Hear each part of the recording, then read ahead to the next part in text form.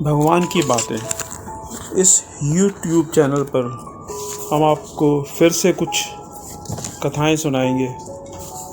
पिछली एपिसोड में हमने आपसे कहा था इस चैनल में हम इस तरह की बातें बताएंगे कि भगवान किस तरह से प्रसन्न होते हैं, शिष्य को कैसा होना चाहिए और उससे संबंधित कुछ रोचक कथाएं आपको सुनाएंगे। राम राम रटते रहो जब लग घट में प्राण, कभी तो दीन दयाल के भनक पड़ेगी कान। पुरुषार्थ करते रहना चाहिए, ऐसा गुरुजन बताते हैं कि कभी भी धैर्य नहीं छोड़ना चाहिए, श्रद्धा रखनी चाहिए गुरु में और शास्त्र में और भगवान में। जिसने धैर्य छोड़ दिया उसका परिश्रम भी खत्म हो गया। परिश्रम खत्म हो जाए, धैर्य छूट जाए, तब भी विश्वास श्रद्धा ये तो कभी कम होने ही नहीं चाहिए। अगर विश्वास और श्रद्धा बनी रहेगी तो परिश्रम भी पुनः शुरू हो जाएगा, धैर्य भी पुनः आ जाएगा। ये बात सिर्फ भगवान की प्राप्ति में ही एप्लीकेबल नहीं है, वरन संसार की किसी वस्तु को भी आपने प्राप्त करना हो तो अथक परिश्रम, अथक लगन की ज़रूरत होती है। भगवान को प्राप्त करना कुछ ऐसा ही है जैसे समुद्र को पार करना, यानी लगभग असंभव, लेकिन संभव बन जाता है अगर आपका साथ, आपके पुरुषार्थ में भगवान आपकी सहायता करे, आपके गुरु आपकी सहायता करें। टिटहरी के साथ भी ऐसा ही हुआ, जिसकी सहायता स्वयं उनके गुरु, उनके इष्ट भगवान गुरु को करनी पड़ी। टिटहरी एक पक्षी का नाम है जिसके संबंध में हमारे शास्त्रों में कथा आती है। टिटहरी एक पेड़ की जड़ में घोंसला बनाकर अपनी पत्नी के साथ रहता था, और घोंसला भी कहाँ, उस पेड़ के नीचे जो बिल्कुल समुद्र के किनारे था।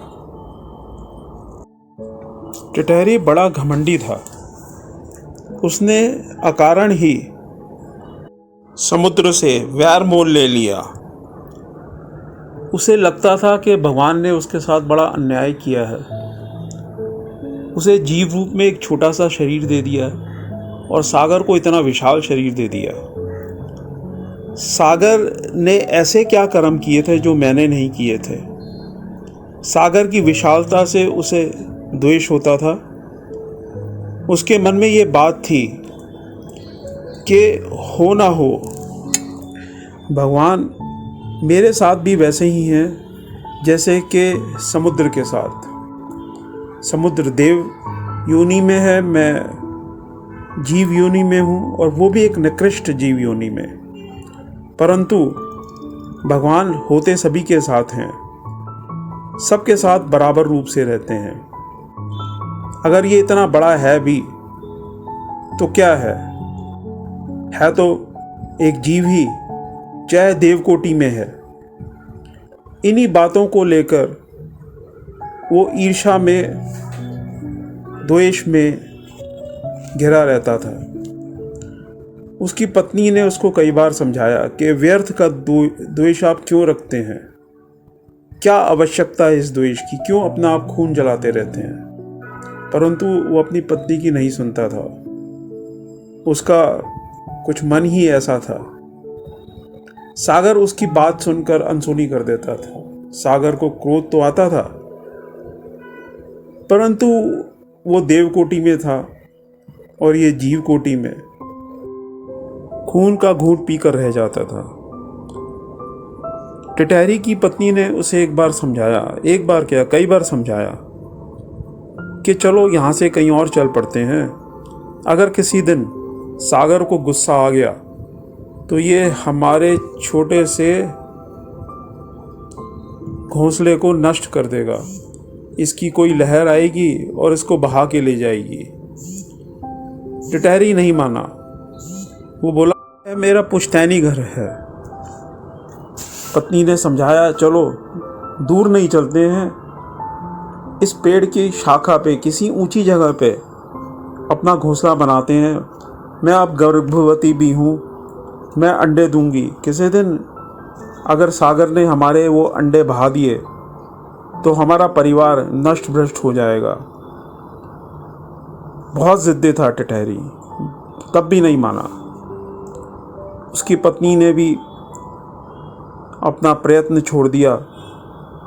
टिटहरी की पत्नी ने वहाँ 4 अंडे दिए, लेकिन उसके मन का जो क्रोध था उसके पति का, वो उसको शांत ना कर सकी। वो दिन रात सागर को कोसता रहता था। सागर भी एक दिन गुस्से में आ ही गया। उसने एक बड़ी सी लहर उसके घोंसले की तरफ भेज दी और उसके अंडे बहा के ले गया।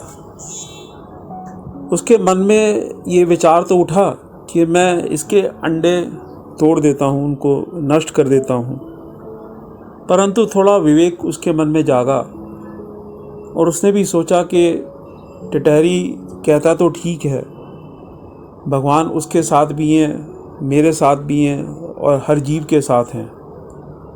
अगर मैं इसके अंडे भ्रष्ट कर देता हूँ और कल कहीं भगवान इसके साथ खड़े हो गए तो मेरा अनिष्ट हो सकता है। खैर, इसके दम्भ को थोड़ी सजा तो मिलनी ही चाहिए। ऐसा सोचकर उसने अंडों को कहीं छुपा दिया, नष्ट नहीं किया। टिटहरी और उसकी पत्नी शाम को जब आए तो उन्होंने देखा कि उनके अंडे वहाँ नहीं हैं। वो तुरंत समझ गए कि ये काम इस समुद्र का ही है। उन्होंने विनय किया समुद्र से कि हमारे अंडे वापस कर दो, परंतु समुद्र कहाँ सुनने वाला था। टिटहरी को आया गुस्सा। उसने कहा देख अब मैं क्या करता हूँ, मैं तेरे को अब सुखा दूंगा। उसने धमकी दी, हे सागर मेरे अंडे दे दे वरना मैं तेरे को सुखा दूंगा। पत्नी बड़ी अचंभित हुई, बोली ये क्या कर रहे हो, ये क्या बोल रहे हो, कैसे सुखाओगे सागर को। बोला देख मैं चोंच से एक एक बूंद पकड़ूंगा और यहाँ धरती पे डाल दूंगा, थोड़े दिन में देख सागर सूख जाएगा।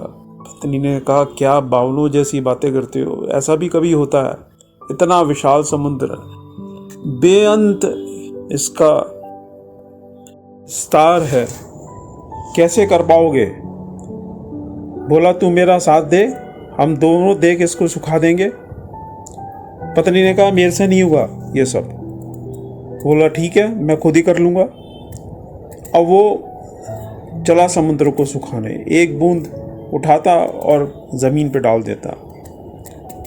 उसकी पत्नी बहुत देर तक ये देखती रही। फिर उसने सोचा कि पति जैसा भी है, कैसी मूर्खता कर रहा है, लेकिन मुझे इसका साथ देना चाहिए। इसने मेरा हर समय जीवन में साथ दिया है। तो पत्नी अपने पति का मन रखने के लिए ये उसके साथ सागर को सुखाने में लग गई।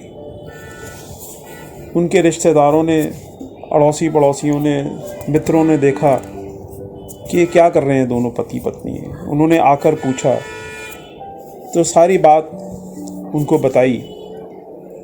तो वे भी उनको समझाने लगे कि इस हट को छोड़ो, लेकिन वो नहीं माने। उन्होंने कहा आप हमारा साथ दो ना दो, लेकिन हमें अपने कर्म से विचलित मत करो। हमारा लक्ष्य है अपने अंडों को पाना।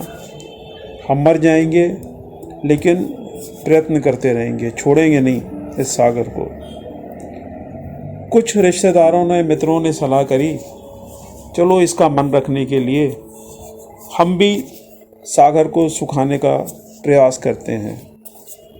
वो भी उनके साथ लग गए। ऐसे ही कुछ और पक्षियों ने देखा तो और पक्षी भी सागर को सुखाने में उनके साथ लग गए। बहुत बड़ा विशाल एक समूह बन गया पक्षियों का, जो सागर की बूंदों को अपने चोंच में भरता और जमीन पर डाल आता। लेकिन सागर का तो बाल भी बांका नहीं हुआ। ये बात गरुड़ के कान तक पहुंची। उसको किसी ने कहा कि आपके परिवार वाले, आपके हितैषी, आपके भगत समुद्र को सुखाने में लगे हुए हैं।